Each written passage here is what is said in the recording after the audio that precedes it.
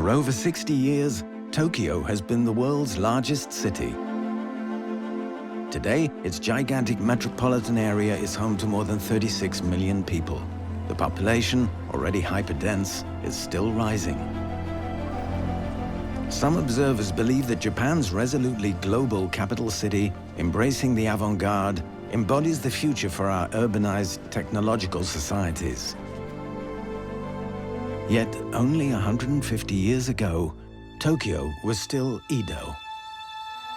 A sprawl of wooden dwellings with a population of 1 million, the seat of power for the shogun ruler and his samurai knights. The city's spectacular expansion accompanied the rise of modern Japan, but seems to have obliterated all memories of the past. Leveled twice in the 20th century, Tokyo reinvented itself completely each time. Very few mementos were preserved.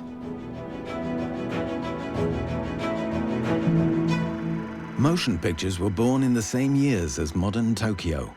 These images are the only way to retrace the city's metamorphoses. Extraordinary footage, both professional and amateur, was recently discovered and restored and colorized for the first time. Today, these documents enable us to reconstruct Tokyo's chaotic history, recalling the impact of its fury and fervor on the city's people.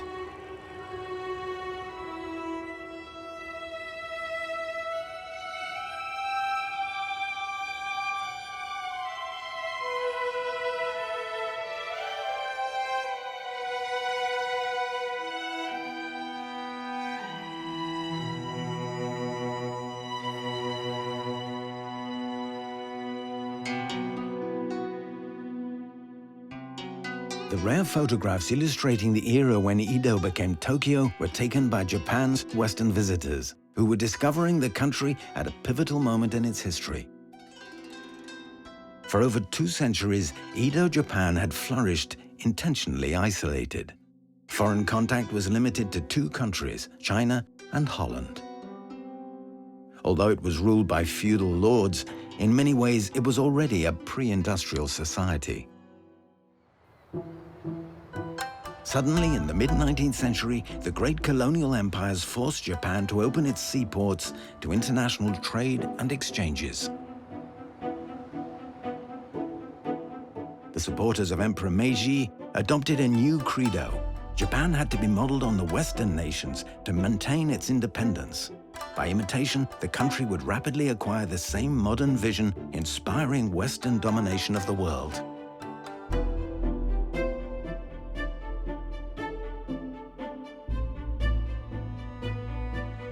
In 1868, the emperor moved his government from Kyoto to Edo, renamed Tokyo, the eastern capital. Tokyo's calling was to both drive and display the development of a modern Japan, capable of confronting the great Western nations as a peer.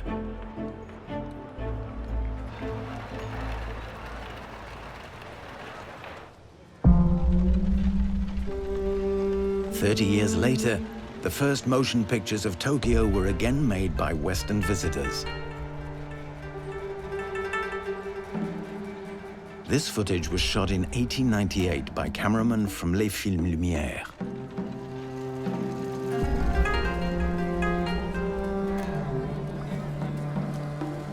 Samurais slung with swords who worried the Edo's first foreign visitors no longer strolled the streets. The government had revoked their right to carry weapons openly.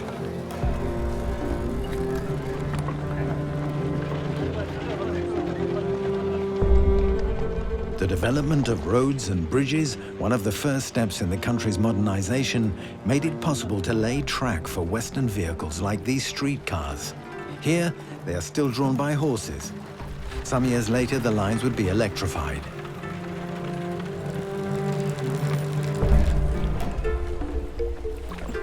Tokyo's fish market, feeding the whole capital, operated from these wharves. The wooden bridge in the background is the Nihonbashi, which literally means Japan Bridge. It marked the main entrance to the city. Distances by road to every outlying city are still measured from the center of this bridge. 40 years had passed since Japan decided to take a running jump into the modern world. But in these shots, the policy seems to have had little effect. But this impression is probably due to the focus of the Western filmmakers who were especially fascinated by the exoticism of traditional Japan. In fact, many things had already changed. When Japan admitted Western scientists and engineers, it set to work developing a national industry. It modernized its military according to recommendations from French, British, Prussian, and American advisors. And, like its models, it pursued a policy of colonial expansion. In 1895, in a lightning victory, it captured the island of Formosa, currently Taiwan, from China. 10 years later, Japanese troops battled the Russians. Japan became the first Asian country to defeat a European power. In the aftermath of this victory, Japan established a protectorate in Korea and occupied Liaodong Peninsula and half of Sakhalin Island. Finally, in 1914, as an ally of the United Kingdom, it had no problem claiming German colonies in China and the Pacific. When World War I was over, Japan participated in peace talks alongside the other four victors, the only non-Western nation in the club. It was truly a revolution, and that was hard to accept for some Europeans. A recently rediscovered reel of film reveals the degree to which amazing transformations in the heart of Tokyo reflected the new ambitions. Shot in 1917, this movie projects the image of their capital that pleased the Japanese. Ginza-dori was the first Tokyo boulevard to adopt a Western style of architecture.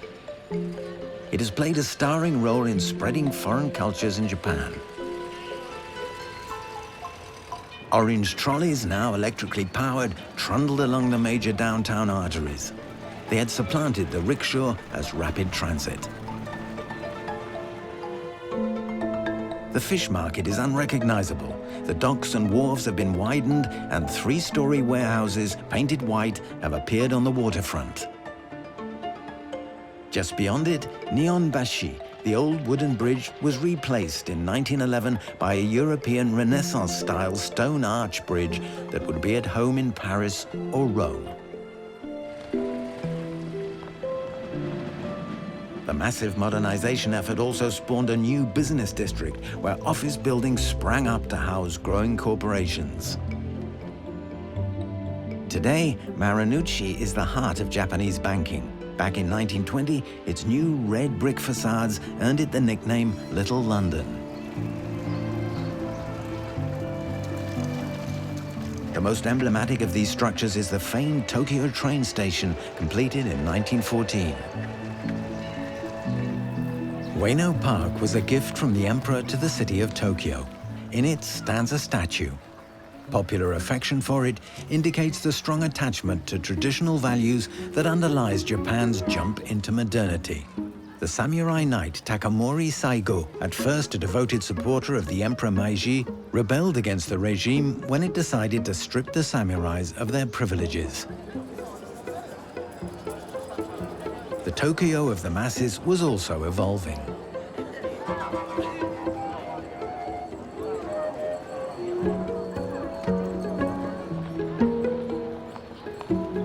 Asakusa was already a thriving shopping area in the Edo era. A new street was created by the urban renovation. Asakusa Roku, the theater street, instantly attracted crowds. It was Tokyo's Broadway. The city's first permanent movie house opened its doors there in 1903. Ryunkaku Tower, the cloud-surpassing pavilion, stood proudly on the corner. It symbolized the new Tokyo, open to Western ideas. Designed by a Scottish engineer, this building was then the capital's tallest. It very quickly became the most popular attraction.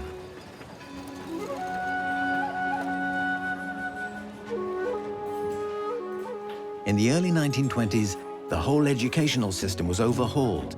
modernization was clearly synonymous with westernization. Vending machines would dispense fruit-flavored drinks for the thirsty right in the streets. Golf had become the fashionable sport. Players could tee off in Shinjuku.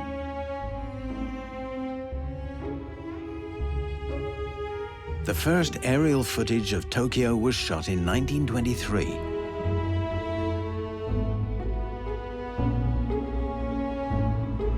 Barely 55 years after the end of the Edo period, the city had been transformed into a huge modern metropolis. Its population of 1 million had more than doubled to reach 2.2 million people. But Tokyo still lagged behind the great Western cities of its time. London was the world's biggest with 7.5 million inhabitants. New York was booming with 5 million people. Paris's population stood at 3 million. But Tokyo was growing quickly, catching up with its models when its development was abruptly halted by a terrible disaster. On September 1st, 1923, Tokyo was devastated by an unusually violent natural catastrophe, the Great Kanto earthquake. At 11:58 a.m., a quake of a magnitude of 7.9 brought many buildings in the center of the city crashing down, causing the first wave of victims. 130 of the wooden houses of the lower city were ablaze in less than half an hour, due to lunchtime cooking fires. High winds from a typhoon that had just hit Tokyo Bay fanned the flames. For the inhabitants trapped in the firestorm, it was utter horror.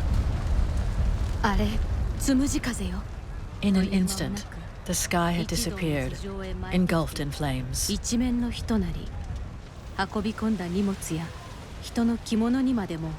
kimonos and belongings were catching fire. The air was filled with screams. People were being trampled by the huge crowds desperately running for safety. It was really hell on earth.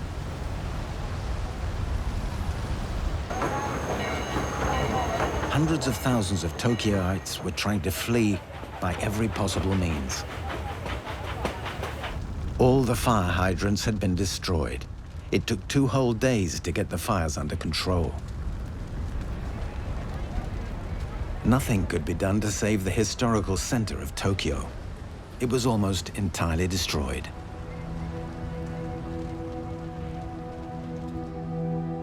The death toll was terrible. In 3 days and 2 nights, over 105,000 lives were wiped out. Most people were killed by fire. Nearly all of the buildings that symbolized the 50-year push towards modernization had been leveled.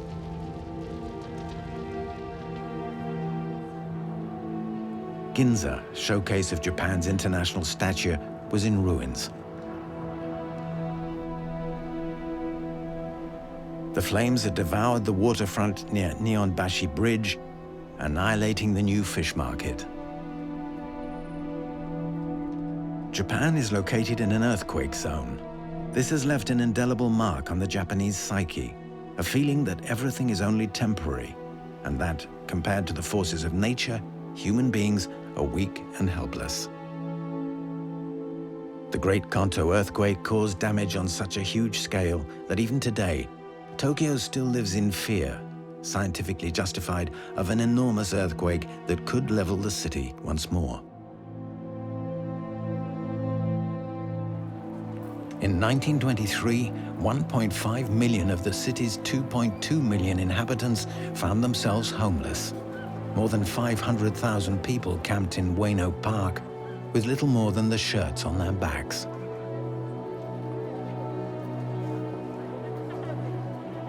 The quiet resourcefulness with which the Tokyoites dealt with this apocalyptic situation amazed Paul Claudel, the French ambassador to Japan. I spent days in the immense survivors' camp, and the whole time I didn't hear one complaint. It would be shameful to inconvenience or disturb one's neighbors with sudden movements or cries of grief. Everyone is in the same boat and should stay serene together. Hirohito, then the regent due to the illness of his father, Emperor Taisho, came to inspect the site of the disaster. Reviving Tokyo would require a colossal effort, but the future emperor refused the suggestion to move the capital. The Tokyoites faced another challenge, even harsher than the one they'd tackled 50 years earlier when feudal Japan made its leap into modernity. The army was called upon to re-establish the transportation lines and to help clear the rubble.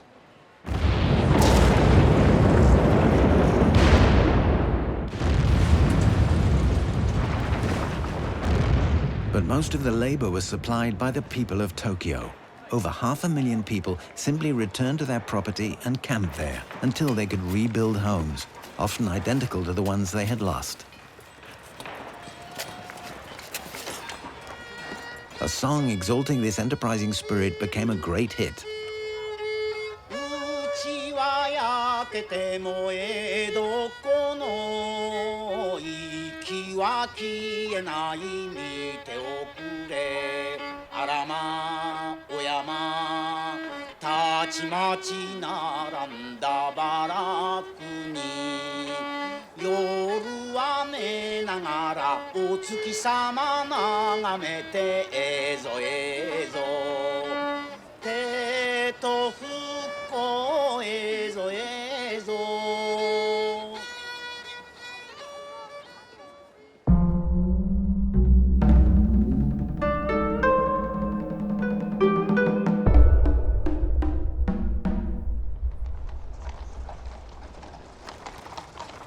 A new era for Japan began when Emperor Taisho's son, Hirohito, ascended to the throne.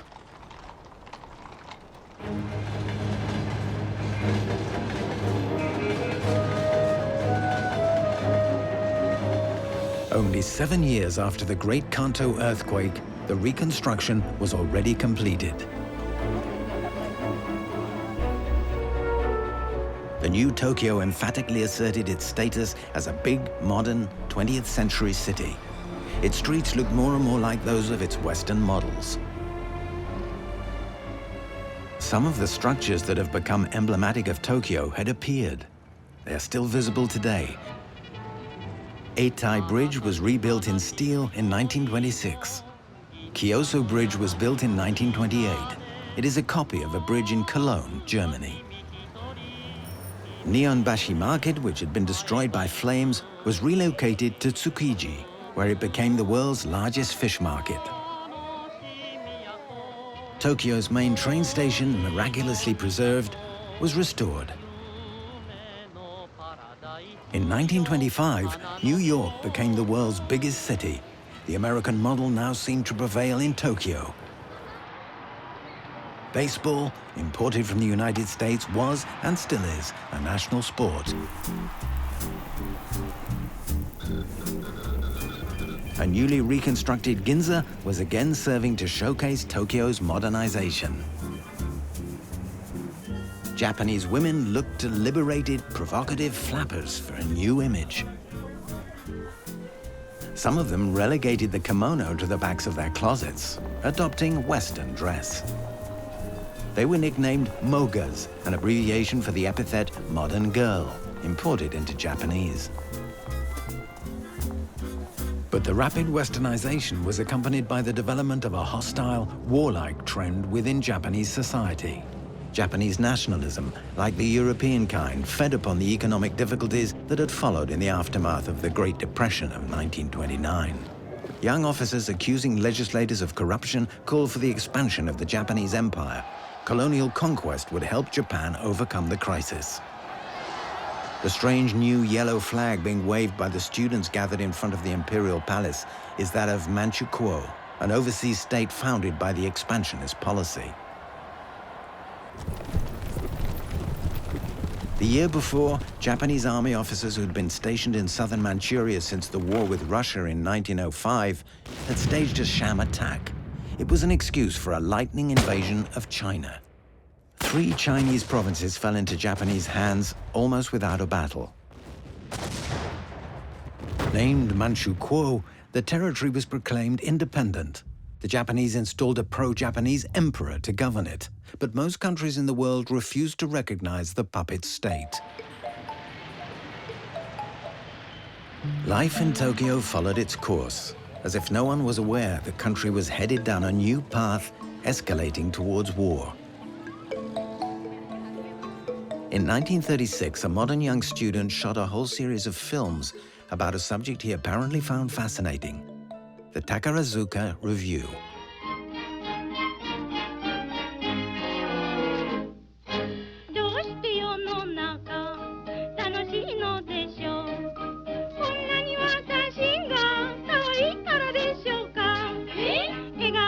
All of the actors in the troupe were single women. The review, created in 1914, became a regular institution. In 1936, the show was inspired by Paris Folie. Like European entertainment from the same period, it distracted Japanese audiences from worries about the crisis and the spectre of war by exalting the lightness and glamour of modern Western culture. Neon lights still sparkled in Ginza, advertising the country's enthusiasm for all things Western, despite the looming shadow of totalitarianism. Pressure from the hawkish elements agitating for a war of conquest against China was growing. This is a propaganda film shot in 1937 in a Tokyo kindergarten. Wearing paper gas masks, the children play at being Japanese soldiers attacking a cardboard fort, clearly symbolizing Nanking. Tensions with China were rising. They would soon lead to the Second Sino-Japanese War. The United Kingdom, France, and the United States expressed concern. Others, however, were discovering the country as a potential new ally. This film, Japan's New Face, was made to show German audiences the mixture of traditional values and modernism that would make Japan an ideal partner for Nazi Germany. The year it was screened for the first time, Germany recognized the state of Manchukuo and cut diplomatic ties with China.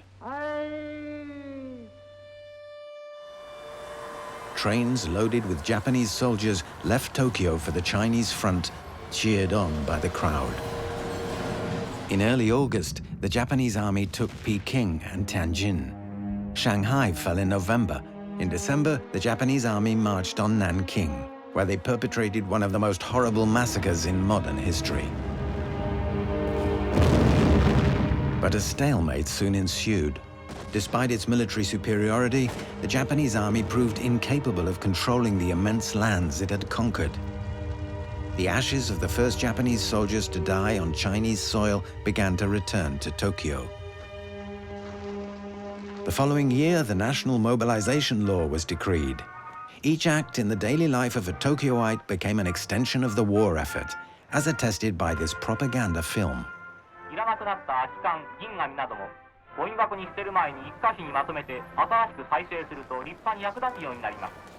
That year, the inhabitants of Tokyo formed long lines to dispose of their metals in order to participate in Japan's victory and the prosperity it would bring.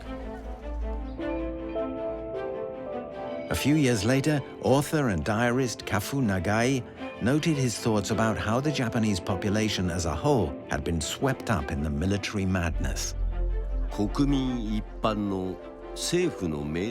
The reason ordinary people are loath to disobey governmental orders is their fear of reprisal.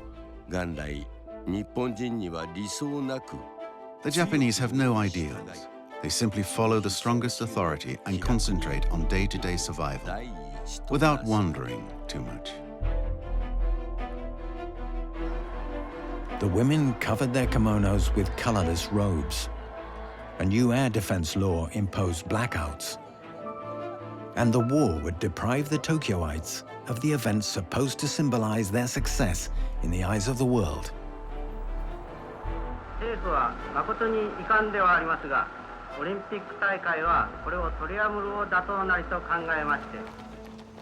In 1940, the people of Tokyo were treated to a gigantic military parade instead of the scheduled Olympics. Officially, the occasion was the 2600th anniversary of Japan's founding. The same year, Japan signed the Berlin Pact with the Axis powers, Nazi Germany and Fascist Italy. From the end of 1940 to July 1941, Japanese troops gradually encroached on French Indochina. US President Roosevelt demanded Japan withdraw and slapped an embargo on oil exports to Japan, which had no oil deposits of its own. On the morning of December 8, 1941, the people of Tokyo heard how the Imperial General Headquarters had chosen to respond to the American embargo.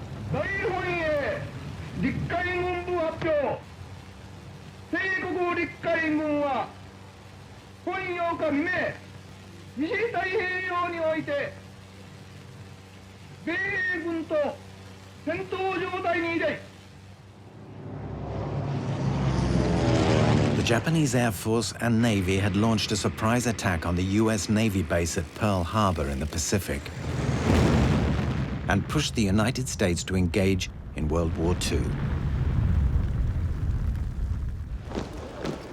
The decision brutally pushed Tokyo and its inhabitants into total war.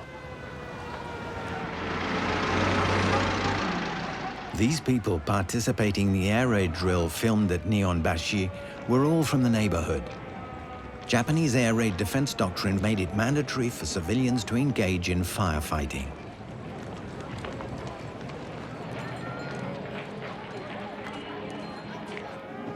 Air raid shelters had been dug in the sidewalks of Ginza, where Japanese mogas had only recently strutted their Western finery. In a scant 6 months, the superiority of US military strength became evident to Japan's generals. But ordinary citizens were kept in the dark about the war's realities. While patriotic rallies were being staged in Tokyo to boost support for the war, Japan weathered a series of painful defeats in the Pacific Islands.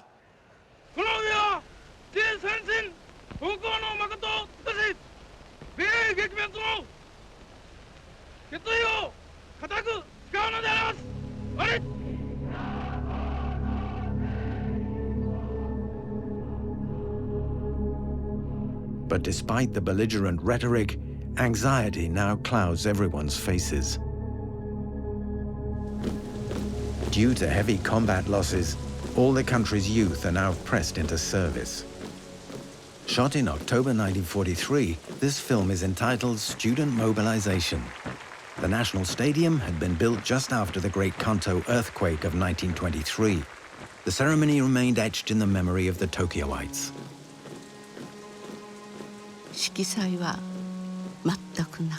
It was absolutely colorless. There was a dark sky above them, and beneath them, the flooded ground. That day, both those who were leaving and those who stayed were tormented by the same feeling, that this was really the end. The certainty that none of these students would return, and that we were also doomed at home.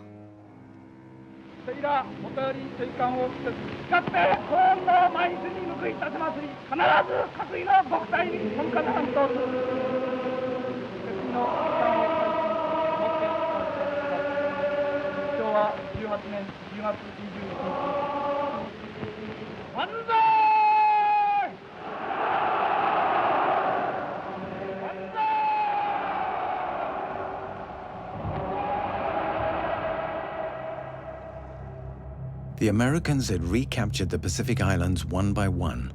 Now their bombers were within range of Japan.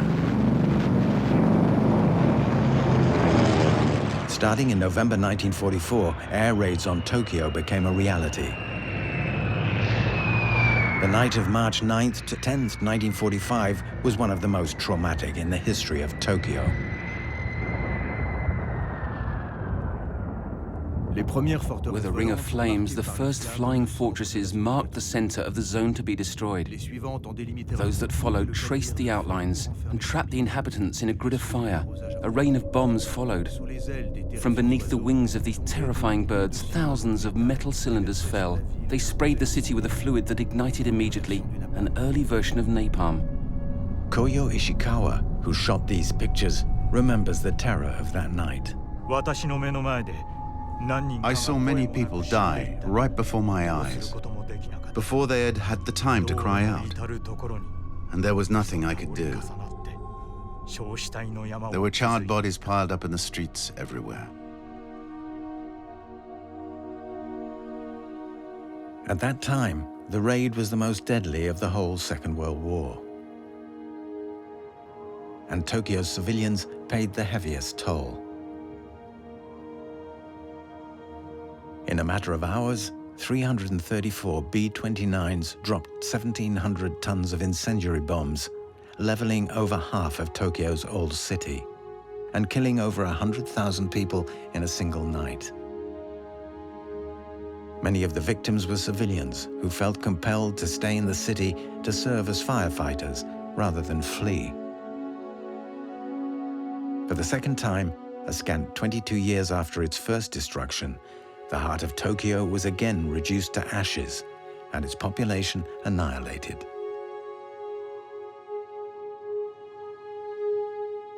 On August 6, 1945, the Americans dropped the atomic bomb on Hiroshima. On the morning of August 9th, the Soviets began to invade Manchuria.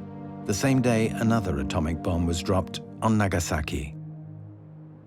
On August 15, 1945, all over Tokyo, amid the ruins, people listened to the emperor's announcement over the radio that Japan had surrendered.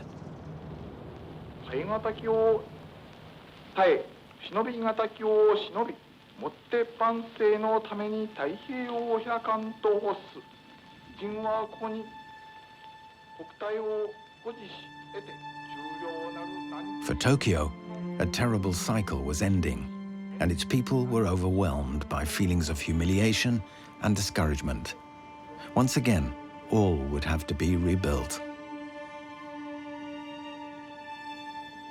But some of them saw, within the surrender, the hope of a new era based on different values. With this vision in mind, they acknowledged the defeat. I had long awaited this moment, but had never believed it would come. The military boots which had trampled all beauty, the regime which had ignored all reason, and the militarism which had stifled all freedom. All of that had suddenly disappeared, like a nightmare evaporating into thin air.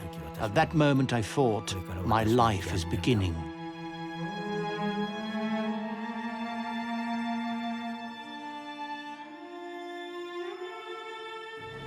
On August 30th, 1945, General Douglas MacArthur, Supreme Commander for the Allied powers in the Pacific, arrived in Japan to serve as the military governor. Based in Tokyo, in full control, MacArthur was assigned to demilitarize and democratize the country. The United States was now determined to fight communism. In the context of the coming Cold War with the Soviet Union, Japan could be a valuable ally in US strategy and policy. MacArthur therefore did his utmost to accelerate the country's reconstruction and the redevelopment of its national economy on the capitalist model.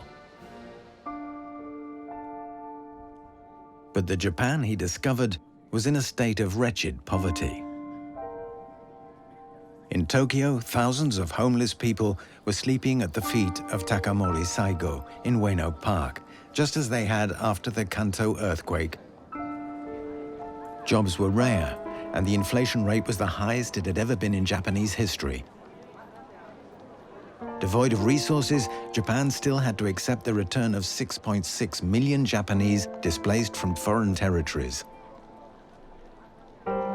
Shortages were such that famine was feared.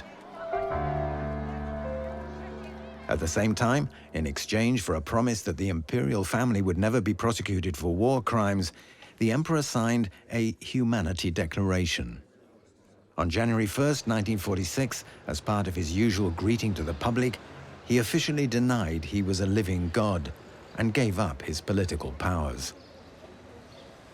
Barely 4 months after the surrender, these Tokyoites welcomed this revolution and the new year in their loveliest kimonos.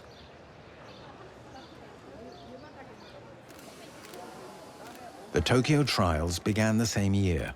The International Military Tribunal for the Far East prosecuted Japan's former leaders for conspiring to start and wage war. These proceedings were the Japanese equivalent of the Nuremberg trials. They went on for 2 years. Of the 28 defendants charged with war crimes, 7 were sentenced to death and hanged. Ex-Prime Minister Hideki Tojo was among them.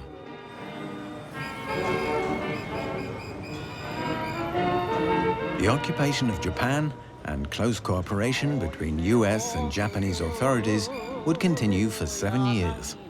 The whole time, Ginza and downtown Tokyo adopted Yankee ways. At times, there were some 460,000 American GIs in Japan, 2/3 of them stationed between Tokyo and Yokohama. But for years, there were stark contrasts between the luxury of the Americans' neighborhoods and the reality of the rest of Tokyo. American authorities imposed draconian austerity measures to restore health to the Japanese economy. Food rations for the population were insufficient, and a parallel economy developed. Tokyoites had to resort to the black market.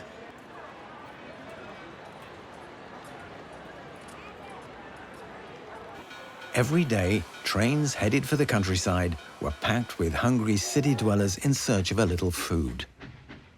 They bartered for it with the few belongings they had been able to salvage from the rubble, usually clothing and housewares. Amateur films from this period have recently emerged. They present a surprising image of Tokyo's reactions to this situation. The man who provided this footage agreed to narrate it. 画面の左で兄に手を引かれているのが当時2歳だった私です。私の家族は東京の下町、現在の台東区で暮らしていました。3月10日の東京大空襲で私たち一家は焼け出されました。戦後復員してきた父親と焼け跡に通うのが日課となりました。何かお金に換えられるものが残っていないか、宝探しをしました。そこが僕らの遊び場でした。The camera captured the relief felt by these families. The dark years of the war were already behind them. The future, emerging under the guardianship of yesterday's enemies, was vast and unknown. But under these circumstances, it could only be an improvement. In November 1946, the proclamation of the new Japanese constitution was cheered by a crowd of over 100,000 people in front of the imperial palace. Pacifism and democracy were the backbone of the document, which introduced freedom of the press and women's suffrage. Largely dictated by the Americans, it would organize life in post-war Japan. In order to encourage the spread of these values, which were totally new to the Japanese, education was subject to special attention. Curricula and textbooks were revised. The classes in nationalist morale were abolished, replaced by civic education courses. These students were learning the egalitarian ideals of democracy and the pride in being citizens of the only country with pacifism written into its very constitution. Equipped with these new values, Tokyo's people went to work once more to rebuild their capital city.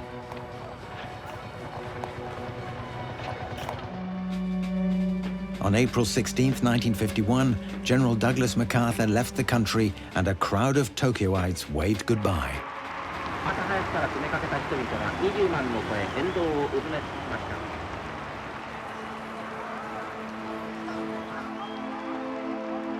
5 months later, Japan signed the San Francisco Peace Treaty and the Mutual Security Treaty with the United States.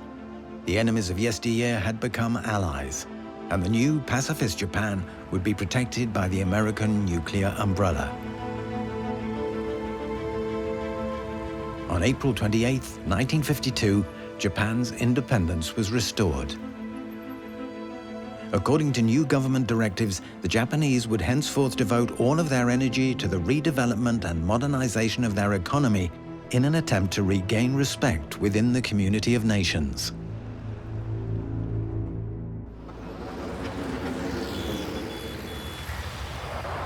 Only 10 years after its destruction, Tokyo has absorbed every trace of the terrible trauma. The city is now the beating heart of the country's economic reconstruction. During the war, the country's youth left for the front lines from Ueno Station. 10 years later, Ueno is the hub where they now converge from everywhere in the country, bringing their determination and eagerness to jobs in the capital. The press has nicknamed these kids Golden Eggs.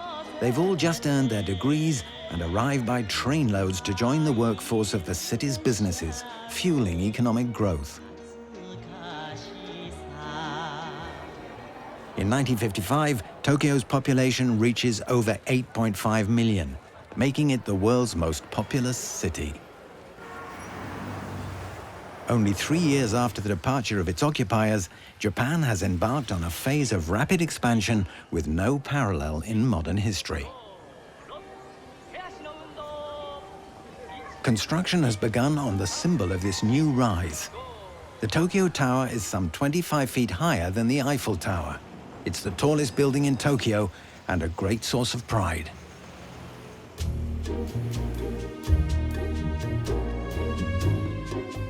Ginza has risen from its ashes and is glamorous again. Its Western-style shops again attract fashionable young ladies for a pleasant stroll.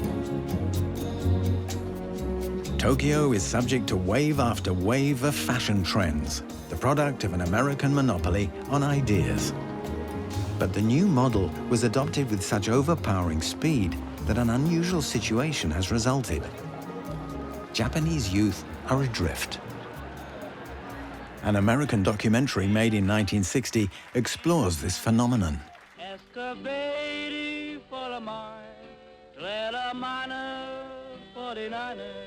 It should be noted that this rockabilly quintet, not to mention the audience, speaks practically no English. Aping the West, clinging to the East. This is the split personality of young Japan today. Today, Japan's youth, having lost their emperor father symbol, are rebelling against many things Japanese, even their own families, traditionally sacred. Japan has been called one big broken family. Its youth feel cut off from the past, disillusioned with the present, and have no clear-cut goals for the future. Japan's ongoing dependence on the United States is the source of a persistent uneasiness which bursts out in the streets of Tokyo in demonstrations opposing the renewal of the security treaty signed in 1951.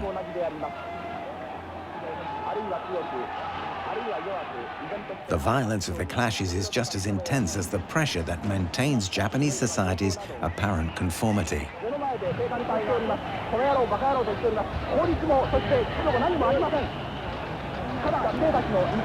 However, the choice of Tokyo to host the 1964 Olympic Games is pivotal. The population unanimously rallies behind the event. These are the first games to be held in Asia. To ensure their success, Tokyo's Showcase City launches a vast infrastructure modernization program. The metamorphosis aims at two goals: to reinforce the country's growth and impress upon the world the image of a peaceful, prosperous Japan at the cutting edge of modernity. Corporations, the state and local governments invest colossal sums in the numerous projects surrounding the Olympics. The centerpiece is the construction of the Tokyo Metropolitan Expressway, the city's elevated highway. Once again, the city hurls itself into the future without a backward glance. The neighborhood around Nihonbashi Bridge, where a few old brick buildings from the 1910s survive, is totally renovated. When the Japanese capital stood before the TV cameras of the world, it looked stunning. It joined the ranks of the most modern cities of the world. The opening ceremonies unfolded beneath blue skies at the National Olympic Stadium, the very same building where, on a gloomy day in 1943, a massive cohort of young men was sent off to fight a doomed war. Writer Senoko Sugimoto attended these two events, separated by only 20 years. Immersed in the excitement of the opening ceremonies for the Olympic Games, I felt troubled and oppressed by what had been engendered by passing time. Again, young people were parading. The Japanese flag and national anthem were the same, but the meaning was so very different. Standing there in the downpour in 1943, how could I have ever dared to dream that one day, in the same stadium, I would watch young people from 94 countries in the world rejoice together? This Olympiad attracted some 600 million viewers. 80% of Japanese households were tuned to the Games, ratings which have never been reached since. They reflect the enormous symbolic impact of the event for the Japanese people.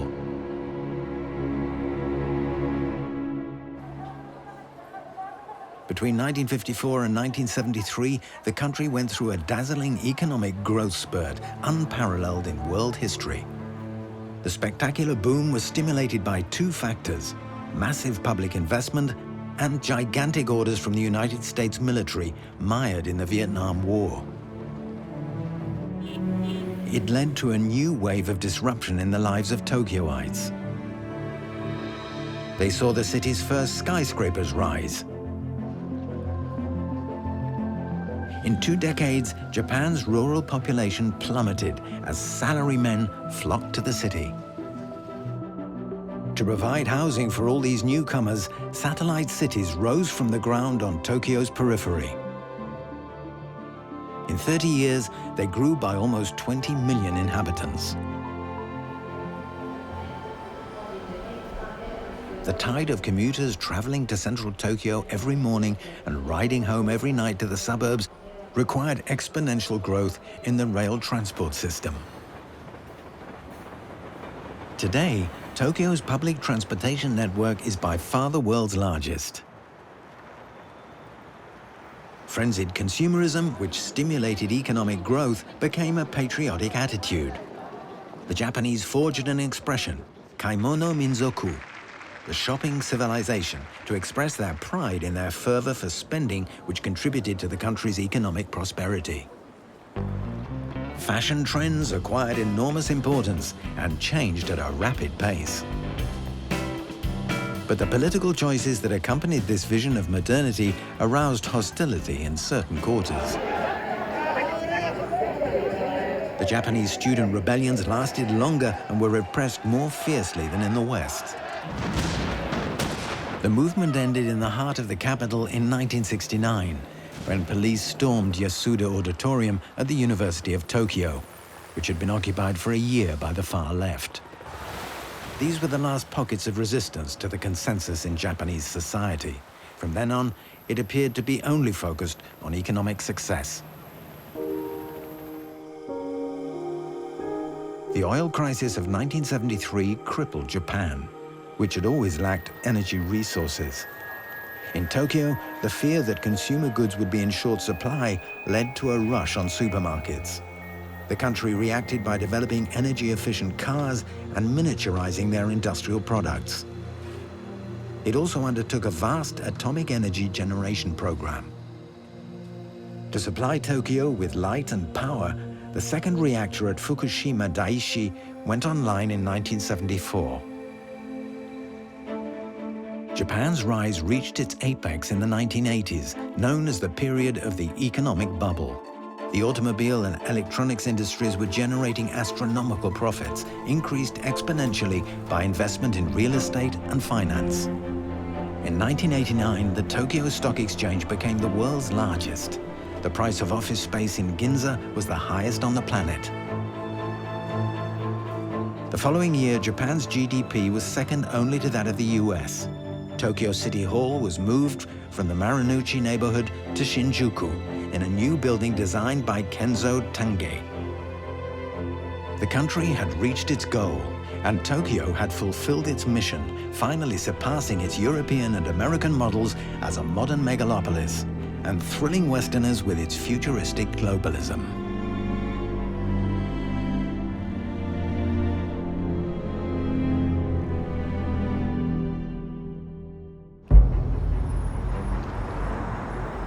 "1991 was the year the bubble burst. Japan rediscovered economic recession, accompanied by rising unemployment. It would have to confront the problems of a great modern nation in a globalized world. More than ever, space was at a premium. The city continued to grow. Odaiba, an artificial island in Tokyo Bay dating from the 19th century, was re-landscaped with parks inspired by an American model. And new skyscrapers rose to dizzying heights amid the towers of Marunouchi. But one by one, values and promises that were the bedrock for the rise of modern post-war Japan were undermined by dramatic events. In 1995, 12 people died and 5,500 were injured in a sarin gas attack in the Tokyo subway. It was perpetrated by well-educated Japanese. Suddenly, the myth of the country's domestic harmony and security was shattered. During the winter holidays in 2008, the first post-war soup kitchens appeared, giving free meals and shelter to the homeless, as well as support for the jobless residents of Tokyo. Since the adoption of democracy, citizens had thought of themselves as members of one vast egalitarian middle class. Suddenly, the drastic inequalities of neoliberalism hit home. Finally, the Tohoku earthquake and the Fukushima nuclear power plant disaster aroused sharp doubts in the population. Could they still trust the authorities and the whole technological development model? Regardless of the outcome of the disaster we are living through, and with all the respect I owe to the human endeavor to limit the damage, its significance is unmistakable. Japan is embarking on a new phase of its history. For the first time since the 1970s, demonstrations were staged in Tokyo. Crowds marched to protest the government decision to reopen Japan's nuclear power plants. Another issue was the government's attempt to amend Article 9 of the Japanese Constitution of 1945, by which pacifism is a fundamental value and the pride of all citizens. In 2012, the Tokyo Skytree, the second tallest tower in the world, was inaugurated. And in 2013, Tokyo was chosen to host the 2020 Games. But the popular mood is much less enthusiastic than it was in 1964. Tokyo has risen from annihilation twice, absorbing the influence of all of its models to give birth to a unique form of modernism. But today, some of its citizens question the wisdom of the constant rush into the future. The whole country must confront the problem of an aging population. Ideas that had been set aside for over a century for the sake of a collective effort have again become central preoccupations. The relationship to nature, the quality of life, individual fulfillment, harmony.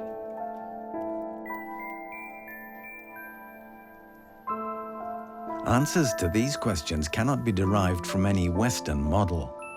And Tokyo, born of Japan's leap into the modern world, is now wondering how to define being modern in the world of tomorrow.